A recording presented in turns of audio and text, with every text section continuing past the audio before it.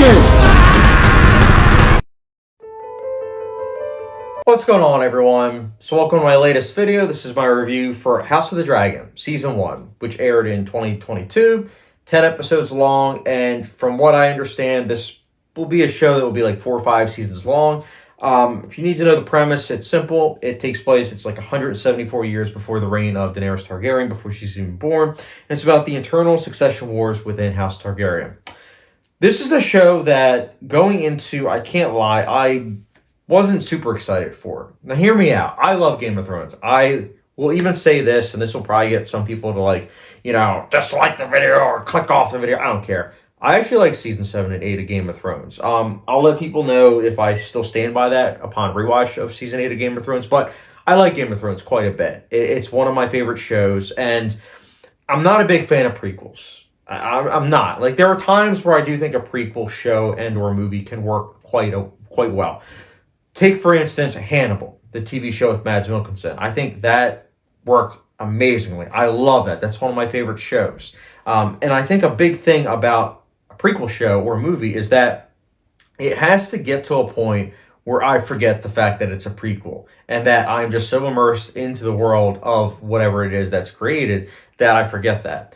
And I think that with House of the Dragon, I was nervous that that wasn't going to occur because even though it takes place almost 200 years before the events of Game of Thrones, there's still things where it's like, okay, well, again, not going to spoil House of the Dragon or Game of Thrones, but certain things are going to still be standing. Certain houses are still going to be there. So I don't know. I went into the show very lukewarm. But coming out of it, I got to say, I really liked this first season. This was a very strong first season.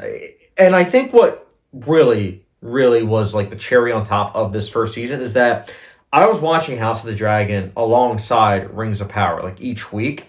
And each week I was getting a taste of how not to do a prequel show, which is Rings of Power, and how to do a prequel show, which is House of the Dragon. And that's, again, getting it so that way you don't feel as though you're getting a lot of weaponized fan service, where it's like interactuality, where it's like, oh, I remember that. Oh my goodness. It's like, you don't really see that with House of the Dragon. And that's why I was just able to immerse myself. After the first episode, I would say episode 2 is when I was like, oh my goodness, I am sold on this show. House of the Dragon has a very strong set of characters. And it helps that they're using a cast of actors that are not really well known. Like, you have Paddy Considine, who I personally really liked. Like, I, to this day, still remember him from Cinderella Man. And he's also in, like, Hot Fuzz. Like, I would always see him in roles and everything, and I would always like him. But I would never bring him up in conversations because I always knew people were going to be like, oh, who's that? Now I can bring him up in conversations because people are like, oh, yeah, King Viserys. Like, oh, yeah, he was really good.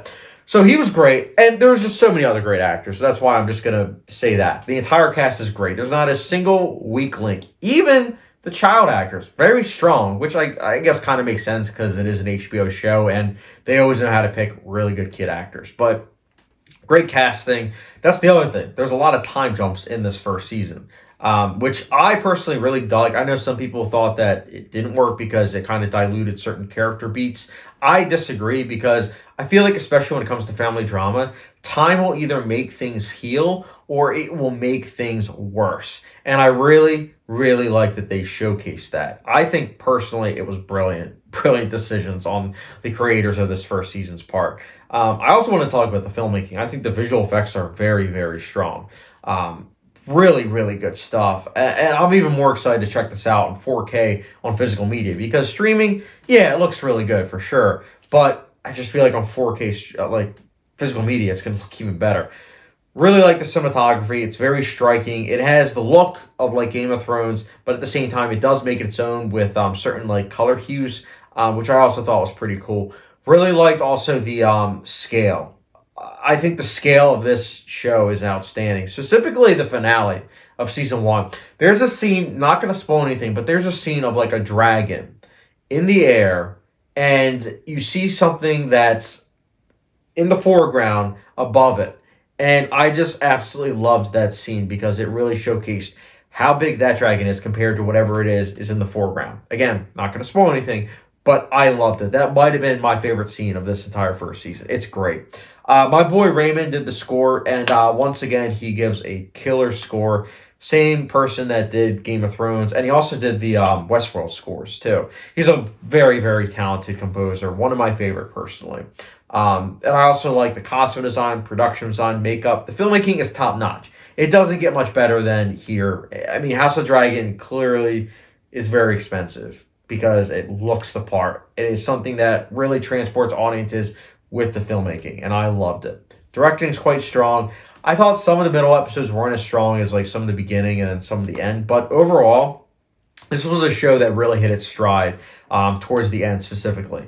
I'm looking forward to rewatching this first season after the other seasons because I feel like seeing the events that unfold with season 2, 3, and 4, 5, however long it goes, will be intriguing because I know that there's a lot of other stuff apparently with the book, The Dance of the Dragons. So I'm curious to see how that's going to unfold. But yeah, I'm sold. This is a really good first season. Not perfect, but again, it is really strong, and I would definitely recommend it. And you know what? House of the Dragon, gotta say it, I personally will be giving the first season a.